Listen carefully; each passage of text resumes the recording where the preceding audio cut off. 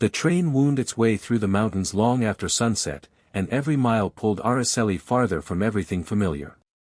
Outside the window, the world was nothing but black cliffs, distant lantern lights and a moon that looked thin enough to snap. She pressed her palm to the glass, feeling the vibration of the tracks beneath her feet. In her coat pocket was her cousin Lilia's last letter, the one that made Araceli drop everything and travel to this remote town at the edge of Veracruz. Lilia's handwriting had been frantic and uneven, the ink smeared as if her hands had been shaking. She wrote of voices in the walls, whispers that followed her in the dark, and shadows standing at the foot of her bed. Lilia wasn't dramatic. She wasn't the type to invent things. The letter unsettled Araceli the moment she read it. By the time the train slowed near a small station, the mountain air had turned icy. She stepped onto the platform, clutching her suitcase. An old man with a lantern waved her down and introduced himself as Mateo, the driver sent to fetch her. He spoke little, keeping his eyes low as he led her to a dusty car. Araceli tried asking about the house where Lilia lived, the family she married into, anything at all, but Mateo only muttered that the estate was old and strange.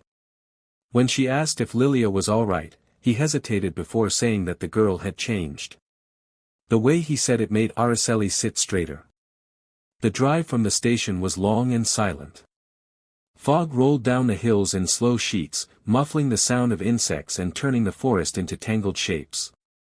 Mateo drove as though the road itself unsettled him.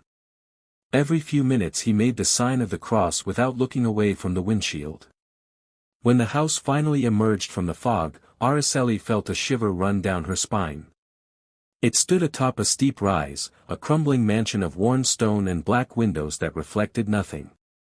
The iron gate creaked open slowly as Mateo pushed. The morning light filtered weakly through the cracked shutters, but it did little to warm the room. Araceli sat on the edge of her bed, staring at the floorboards where she thought she had felt movement the night before. The house was quiet, but the quiet itself was suffocating. Every creak, every draft seemed amplified, as though the walls were listening. She dressed quickly and went down the narrow staircase to find Lilia already in the kitchen. Her cousin's hands trembled as she poured tea into delicate cups, but her gaze was distant, fixed on a corner of the room as if someone were standing there. Araceli asked her to eat, to drink, but Lilia shook her head. "They watch me when I eat," she said quietly. "I swear they do. I feel their eyes in the food, in the cup." Araceli tried to smile, but it came out strained.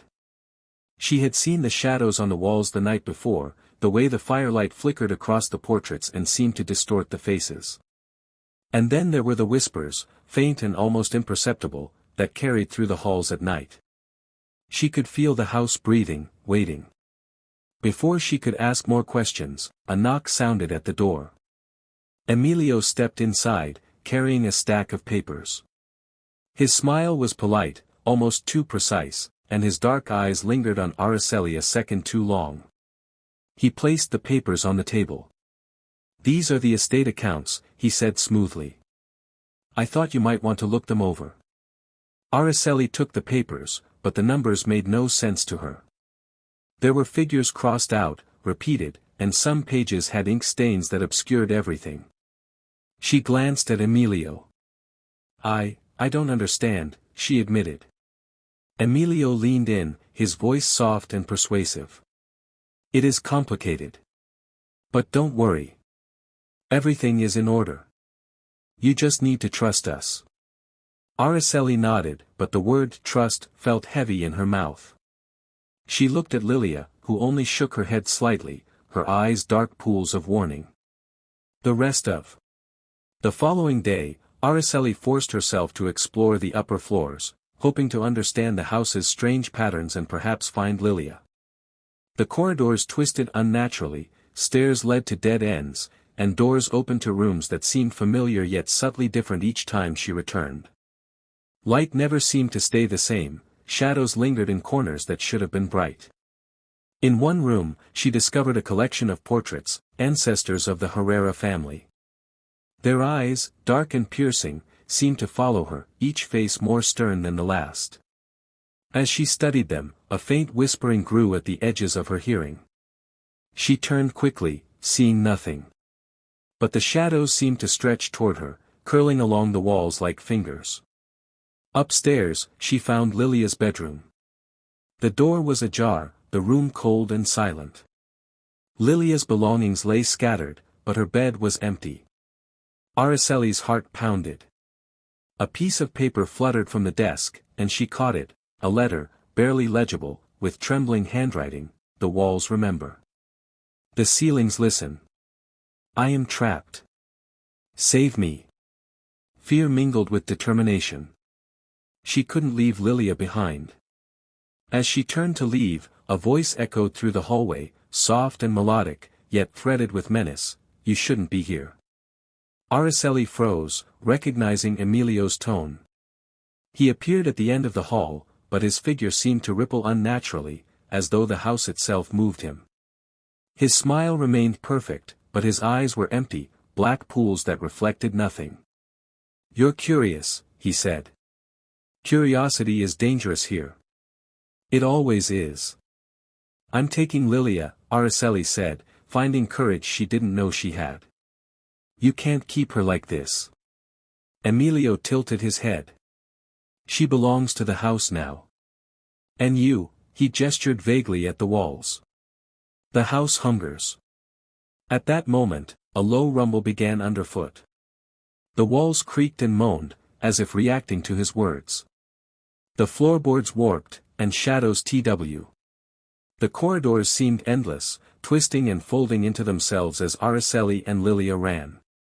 Each step felt heavier, as if the house were pulling them downward, testing their endurance. The walls whispered constantly now, voices layered over one another, speaking words neither fully understood nor could ignore. Return, belong, succumb. Araceli clutched Lilia's hand, urging her forward.